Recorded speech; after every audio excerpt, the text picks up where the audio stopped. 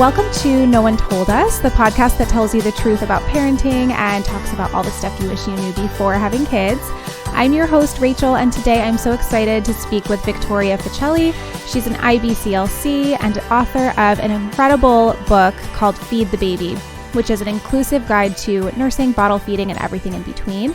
Victoria writes and speaks about balanced ways to support feeding, prioritize parent mental health, and discusses the value of changing your mind as a parent. So I'm so excited to welcome you to the podcast. Your book is incredible and one of a kind, so thank you so much for being here today. It's so nice to be here. I feel very in line with the theme of being incredibly surprised by parenting. Aren't we all? It really does come as a shock, doesn't it? Well, what's funny about it is that I was a parenting expert before I was a parent. So, the no one told us, I cannot claim that. I was in people's postpartum homes for a decade and yet still walloped. How old are your kids? I just have the one. She's 6. Okay. 6? Okay. I have a 6-year-old too. It's starting to feel a little easier in some ways, no? What do you think? Well, my daughter is disabled. She has cerebral palsy. So I think for me, it's a different kind of leveling out. Mm-hmm. The challenges of navigating school are pretty unique when you have a disabled child. And so those aspects are different, though, the actual kid continues to get easier. So I think if you have a disabled child, you're always navigating sort of two pieces of parenting, the actual parenting of the actual person, and then navigating all of the systems and ableism and all of that stuff. And so those two pieces change as I go in a way that is a little bit unique to parents walking that path. Yeah, for sure. We actually have an episode about this very topic because I was, before I did this, I was a special education teacher for almost a decade. And yeah, you're right. There are so many other challenges that you don't even think about before becoming a parent. And then when you add the disability layer, it's just a whole other ballgame.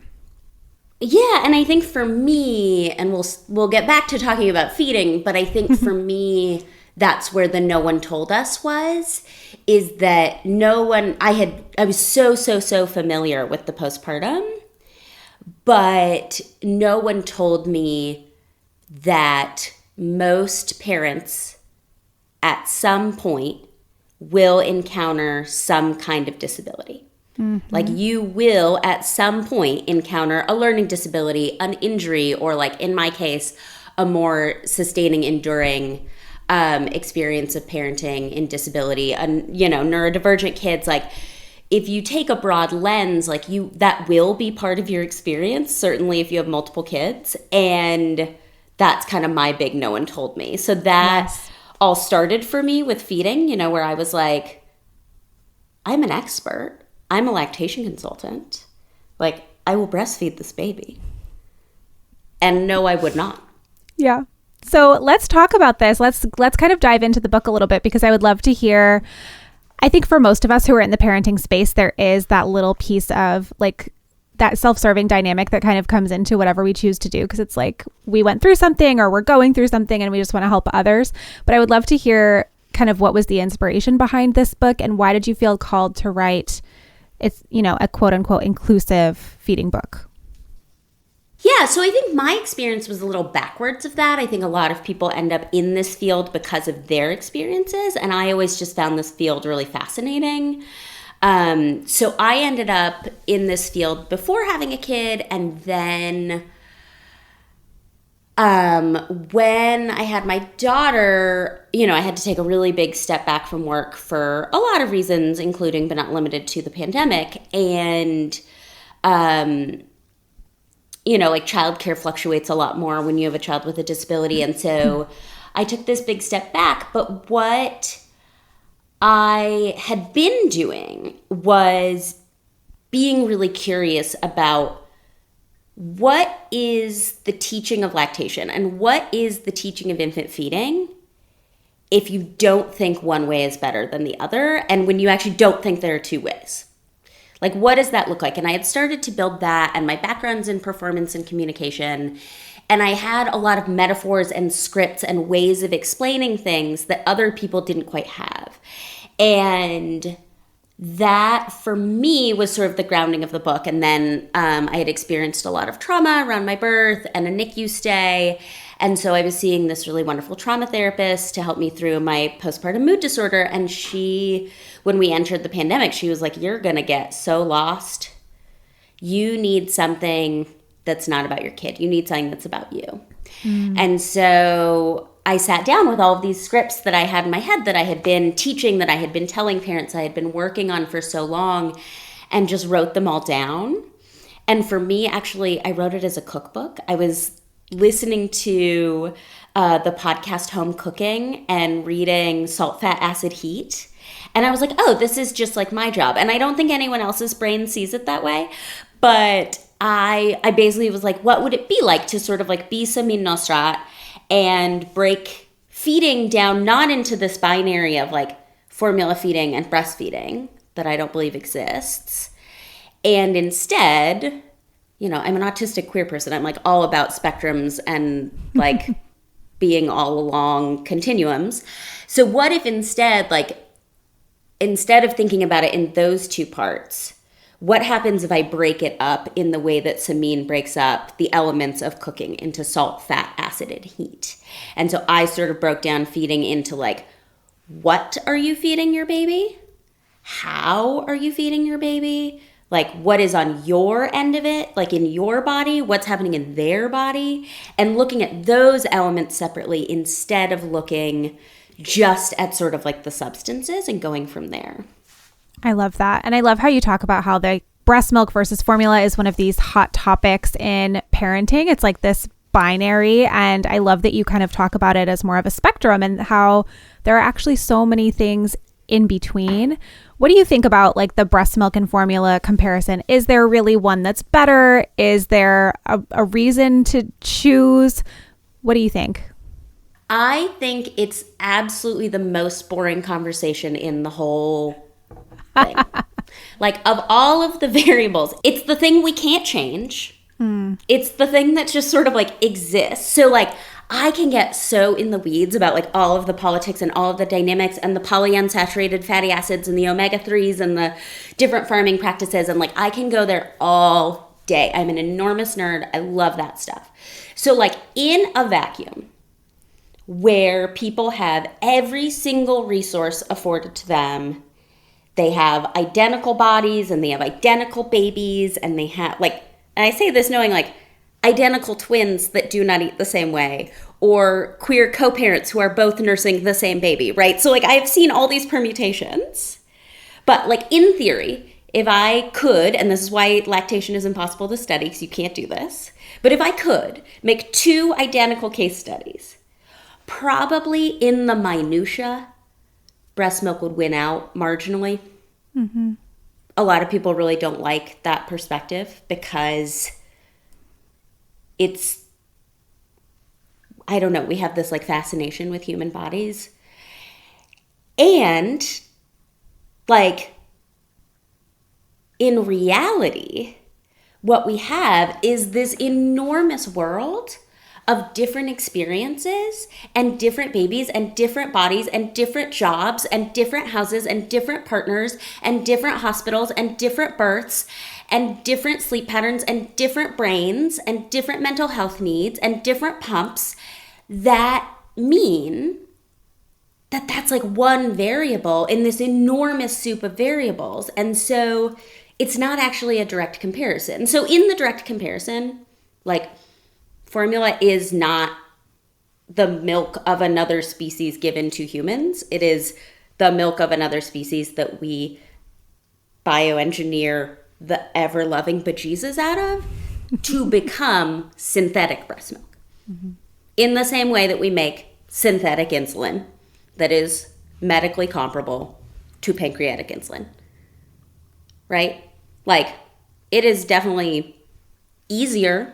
One, like if you have a body and a baby that like fit together really easily and nursing goes really well for you, like it's really cool to be able to just feed your baby wherever, whenever, and not ever worry about safe water and all of those things. Like, cool. It's cool to have a pancreas that makes insulin. And also, in circumstances where those things don't work out, or where your job really, really needs to be your priority, I don't think using the synthetic is that biologically different. And though we can isolate one little variable at a time, and we can make those the end all be all, I don't think that serves whole human beings. And I think what serves us is to really do risk benefit, to really say, like, for every single thing we do, there's a risk and there's a benefit. And the reality is that most people at some point in their feeding a baby journey do some amount of all of the things. Like most of the people that I know that go on to exclusively breastfeed for 6 months, adding complementary solids and continuing until mutually desired, at some point use a little bit of formula to work through an issue going there, or do a little bit of pumping, or also bottle feed, or have some combination of those tools. And so I just wanted to write a book that talked about all of those tools and was neutral about it and was like modern to our reality, instead of sitting in this really boring debate of whether the like embodied or synthetic is superior, and instead like says, sometimes you don't have clean water and that's going to change it. Or sometimes you have like a very real reason why nursing is like medically superior in your experience or medically impossible in your experience. So I'm not going to sit in whether that's good or bad. I'm just going to give you the tools to do what you need to do. Yeah. I love that. We're going to take one quick break, and then when we come back, I would love to hear more about your cost benefit analysis. We'll be right back.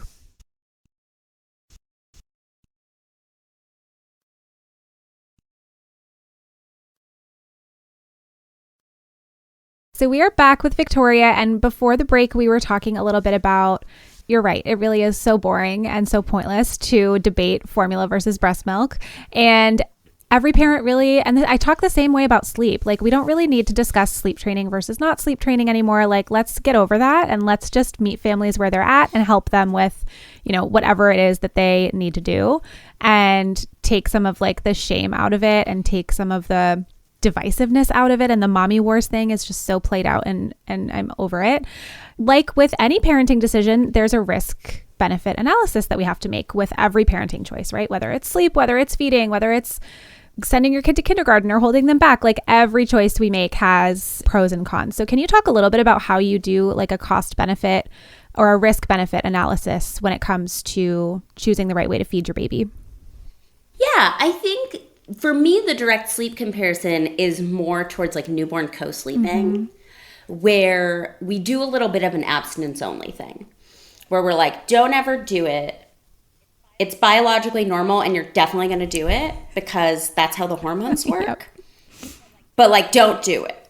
And then like never, ever, ever put a baby in your bed. So then what happens, because biologically, especially if you're nursing, the hormones actually put you to sleep. Like in other mammal studies, the like behavior you're looking for in good like nursing rat parents is that they're asleep all the time. Like chemically, you're just supposed to be kind of like dozing on and off all the time. And so you will fall asleep. And so if all you've been told is never bring your baby into the bed, you fall asleep in the recliner, which is so much more dangerous. Yep. Instead of saying, hey, best case scenario, your kid's in the bassinet, you're on a separate surface. However, if you are not on narcotic painkillers, like if you are sober, if you are like non-smoking and we're not smoking in pregnancy, it is relatively safe to sleep under these conditions, right? And like lay out what safer co-sleeping looks like.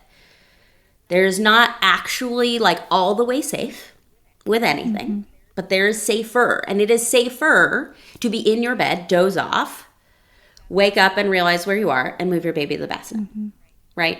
If you want anything beyond that, and like whatever co-sleeping looks like for you, like you get to make those risk-benefit choices. But we know that like the dozing off in your bed in the right circumstances is safer than never talking about it and dozing off in the recliner. And this happens with formula education too, where formula marketing is, so I always talk about the back of the can. The front of the can is all marketing. It's Very little of it is regulated. Very little of it has any meaning whatsoever. And so because there's no one to actually educate about formula, lactation consultants by and large do not learn about formula. Pediatricians at most get a class from the formula companies. There's very, very few people who actually educate about formula. And so we leave this huge vacuum where parents don't know where to go for information. And so what I really want to see as a change is moving beyond this like binary to be able to help people make those risk benefit decisions too, of like, okay, we're encountering, so let's take an example of like, you're having some early feeding issues. Maybe your baby was 36 weeks, what we call late preterm baby. So not all the way like preemie going to the NICU, but just like little. And those babies don't have the fat stores and the energy to stay awake for feedings. They're just so sleepy. They're really, really, really hard to feed. And so I'm going to take a look at that whole family and I'm going to say like, okay, well, number one, we have to feed the baby, which is why the book is titled that. That's what we always say is like, first feed the baby. We're going to do that, obviously. And then what are the other variables? So if nursing or like human milk feeding is super important to this parent, like, all right, we got to add in some pumping to protect your supply. I can't only pay attention to those two variables because there's one more variable. And that is that parent's sleep. What is traditionally done in this case is we're like, okay, we have to feed the baby and we have to protect your supply and we have to keep them engaged in nursing. So what we're going to do is they're going to nurse, which is going to take forever because they won't wake up to eat because they're late preterm. So that's going to take like an hour. And then you're going to pump. I'm not actually going to tell you like how or when to wash your pump parts. You're going to be like sterilizing those all the time, even though that's not necessary. And then, so that's going to take an hour. And then I'm going to need you to do that every 2 to 3 hours around the clock. Is this triple feeding? And we've completely missed, that's triple feeding. Okay, thank you. And we've completely missed this huge, huge, huge, huge variable of a person who is either recovering, who is most likely, I should say, recovering from birth and possibly recovering from surgery. Right? No other time. Like you can have like toe surgery and we're like, oh, stay in bed and sleep. And with major abdominal surgery, like, I'm going to need you to literally never sleep, right? So like that's a cost that we lose to the triple feeding plan. So instead I'm going to say, what if what would feel most comfortable for you? Do you want to do more nursing and supplement with formula? You might lose some production in the long run. Is that the cost that you'd like to give up? Is the cost that's most comfortable for you that sleep piece and we'll just really, really monitor it and see how you're doing and like be in touch with your mental health providers and be really honest about how you're doing? Or do we want to do more pumping and bottles? You skip a feeding entirely to sleep. You do like a little bit of nursing and we kind of piece those together.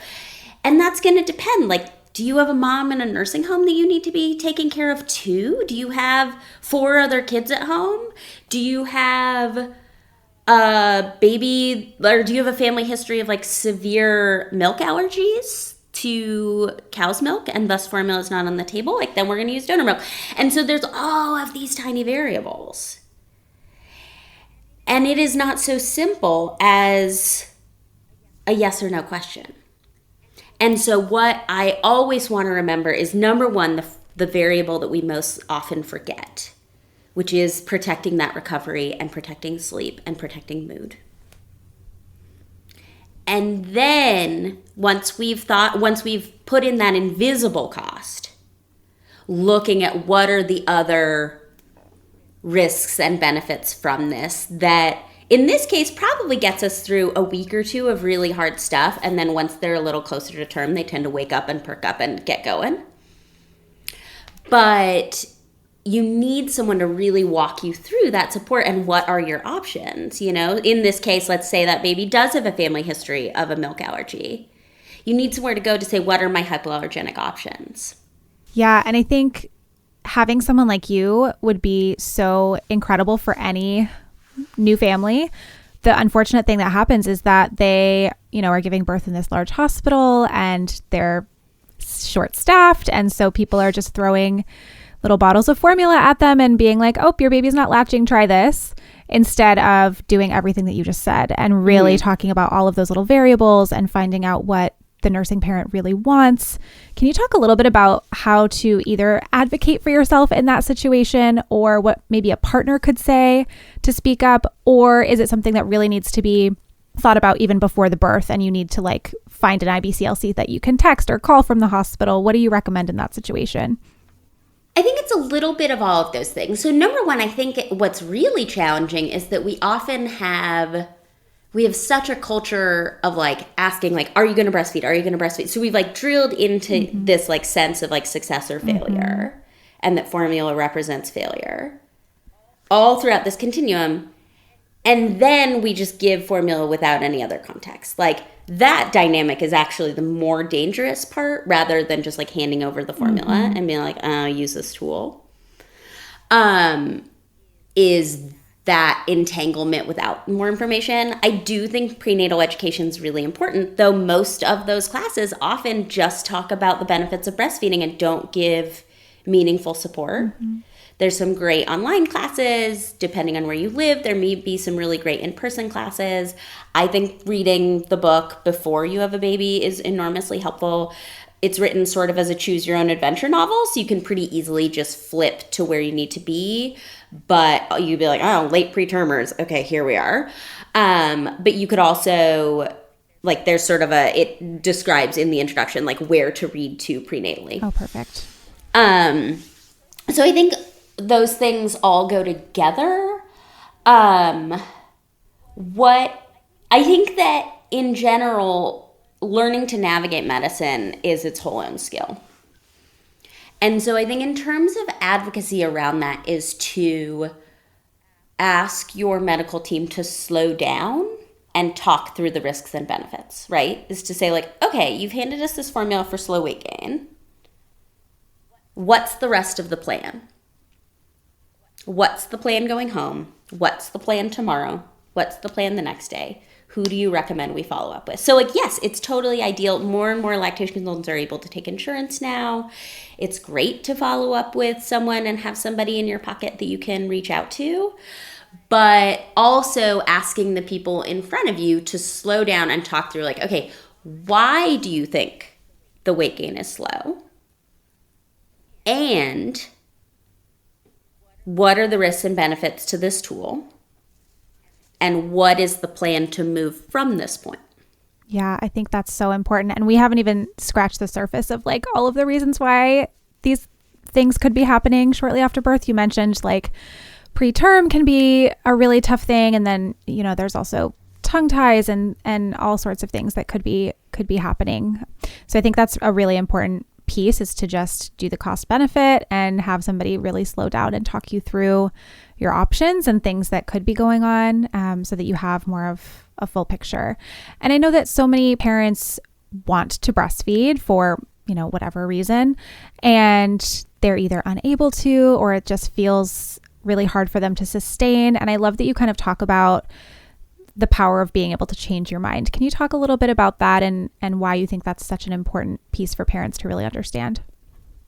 Yeah, I came to this from the School of Hard Knocks.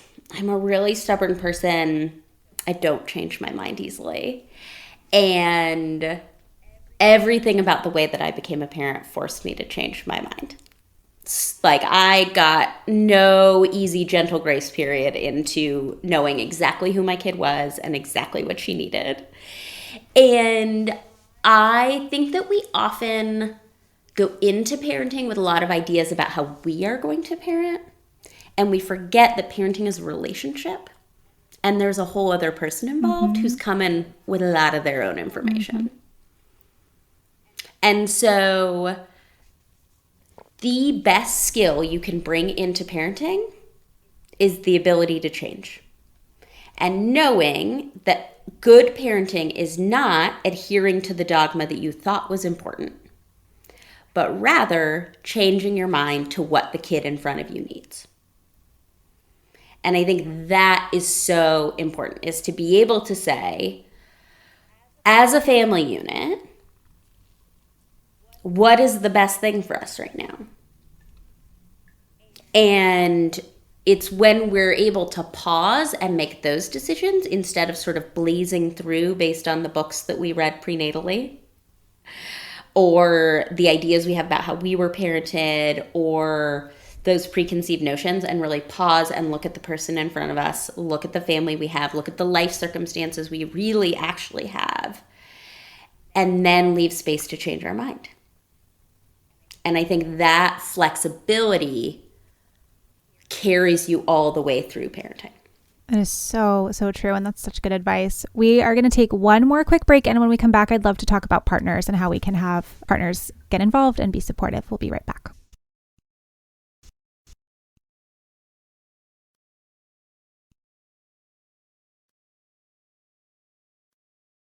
All right, we are back with Victoria, and I would love to talk a little bit about partners because I think sometimes partners of the birthing parent or the nursing parent often don't really know what to do or how to help. So, it can be kind of hard because if you are nursing, right, the partner that's not nursing might feel kind of useless or completely irrelevant, and they want to get involved, but they're not really sure how. And if you are going to be incorporating formula, how can they really take on some of that load so that the birthing parent can recover and rest? What is the most important advice that you think you could give to a partner who's about to see their, the person that they love give birth and welcome their baby into the world? Well, my number one advice has nothing to do with feeding, and that's to have your partner pack the hospital bag so they know where stuff is. Yes, that was a game changer with our third. There's just nothing worse than being like, I need the chapstick, and they don't know what pocket the chapstick is in. Yep, absolutely. So that's my number one, like totally unrelated, but I think very helpful advice. For sure. Related to feeding, both parents having some education and grounding in this is really helpful. That's a big part of what I view the inclusion in this book to be about, is dads. Like this incredibly common parenting figure that somehow gets very left out of these narratives. It's convenient for them. And yeah, I know so many amazing dads. I did have a funny thing where we were doing the illustrations and my agent had to be like, you forgot dads. Like, it feels weird to be like, there's not enough like men represented here, but like you have like all kinds of like trans people and different body shapes and all of this amazing diversity and disability and all that stuff. And she's like, but you did forget dudes. And that is actually relevant to your message. Like, you actually like really do care. We should include straight dads. Oh yeah, no, I super do. That's so funny. Yeah, straight dads. Straight dads are also part of society. They are. And increasingly are like phenomenal, in touch, hands-on parents. And I think a lot of the like parent who wants to maintain control and parent who doesn't help because they have a learned helplessness thing that we like then eventually solve with fair play cards down the road or something. A lot of that starts in feeding. Yeah. And I think a lot of it actually starts with anxiety around feeding, if I'm being really direct about it. So I think some things, so like number one is like being educated. The book has a lot of stuff that's really directed at co-parents. The other things that I love, I talk to co-parents about being feeding architects. So if you are nursing, to look at a nursing person and notice like anywhere they're holding tension, can you get them to roll their body back silently? Like just like a shoulder rub, or put a pillow under them to like get that recline. Like how can you sort of set up the space around them? And then a lot of it is being like the gerbil water feeder thing, just like bringing the Stanley to the mouth. Be my snack bitch, please. Yes, did like the snack trays I've seen of like de-stemmed grapes, already pre-peeled cheese sticks. That is precious. Like a plate of food already just like put on a plate before they go to work. Like that makes an enormous difference. And then I really love dads and non-pumping, non-nursing parents to become captain of milk prep. It's often hard to have multiple parents in charge of that, but like if they're in charge of the washing up and like pulling milk down and making bottles for daycare, like that's a great way to set yourselves up for them eventually being in charge of lunches. Like you just sort of like dream start, like that's your area, you know, like I don't know if you're familiar with fair play, but it's sort of this like idea of like owning a whole task and sort of like owning that task completely, I think is really, really helpful. And then I'm a bottle person. I'm an all tools person. I love all the tools. So I definitely recommend that co-parents get good at non-feeding soothing, right? Which is going to become a big part of sleep down the road. And so if you start developing those skills of like wearing a baby, bouncing on a yoga ball while you listen to a podcast, like enjoy. That's your job. And so I think like learning those skills is really helpful. And then I often have folks like pretty early, if everything, like let's say you're just having like the rare and perfect seamless nursing experience and everything just like goes exactly to plan. I have folks introduce bottles at 2 weeks. I have very rarely seen a baby that's given a bottle correctly not be able to go back and forth effectively. And I think it's a really helpful modern tool. So I usually have folks add a pump right after the morning feeding. Define that as you will. I think of it as like the coffee breakfast feeding. So when you're having your coffee and breakfast, like that's usually when babies are really chill. They kind of do that like evening, like cluster, ideally longish sleep stretch.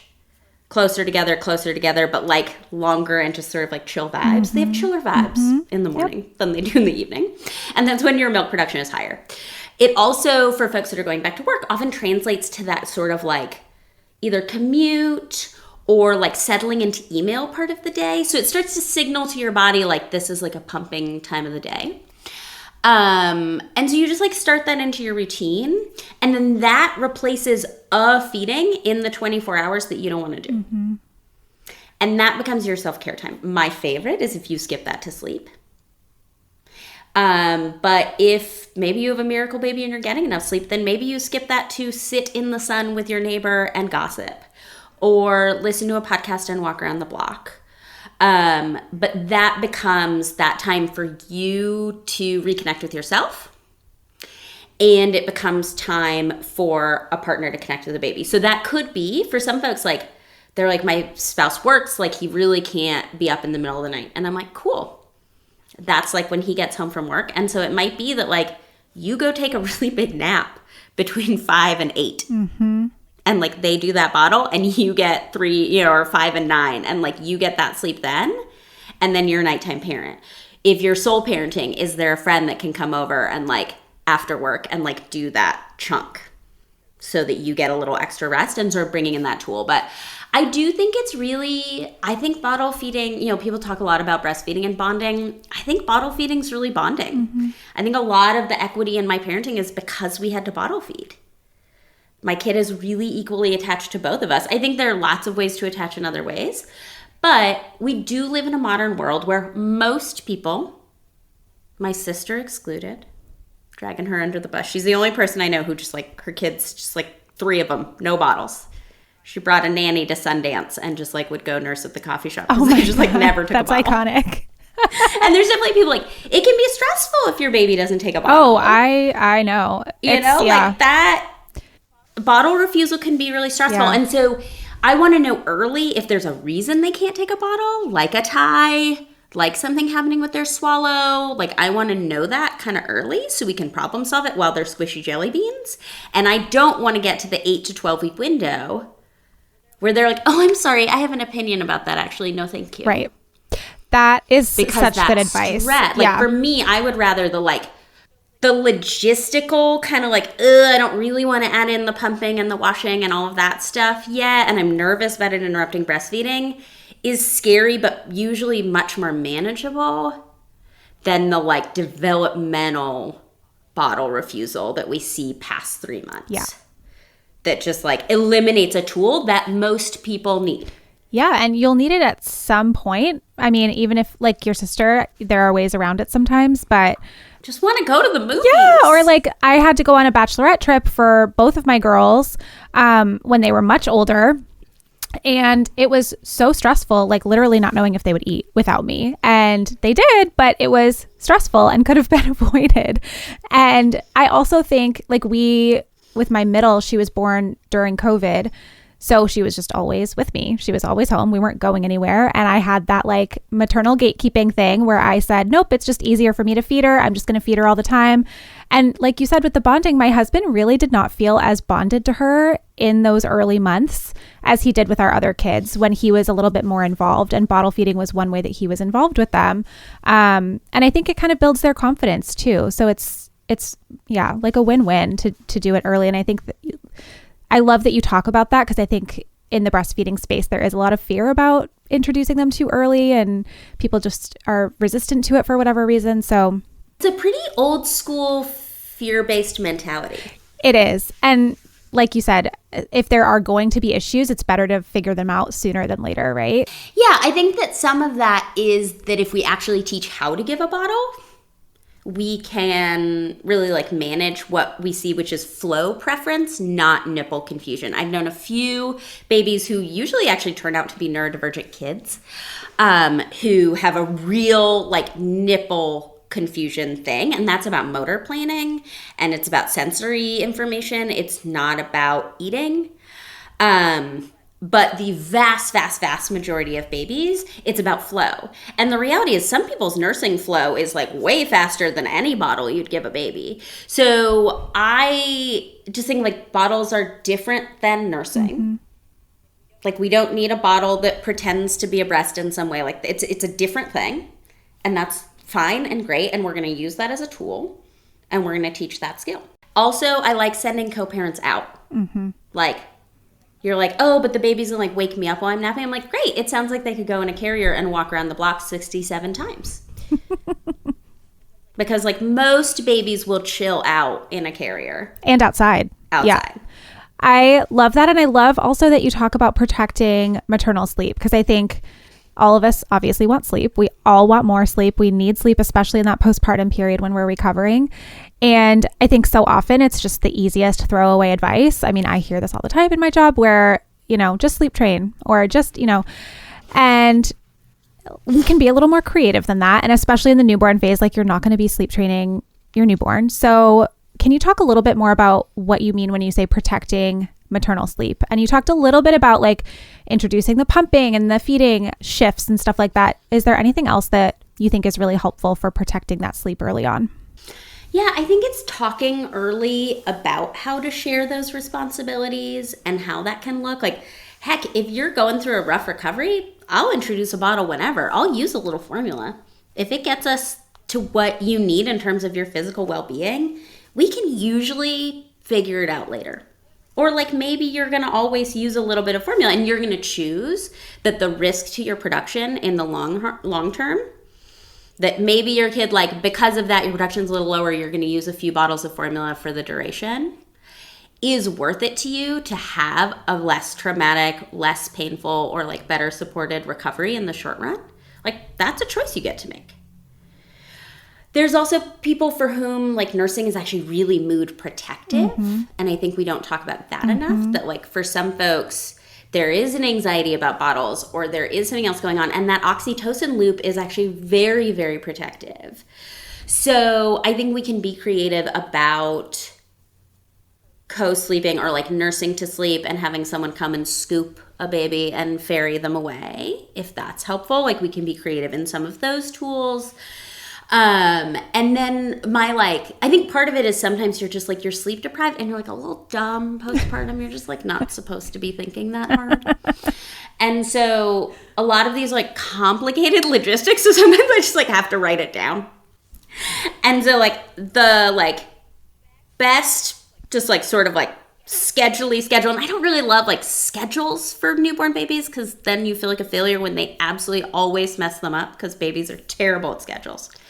But like loosely, the framework that seems to work pretty well for most people is like when at whatever point in this journey that you're like, I need more consolidated sleep, you are going to use either your pumped milk, donor milk, or formula to skip one feeding per 24 hours, knowing that that has both risks and benefits and that you get to decide that. But if you have decided that those risks and benefits are there for you, you are going to pump after the morning feeding.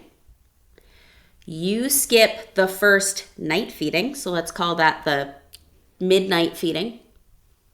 So you're going to sleep from, give or take, 10 to 2.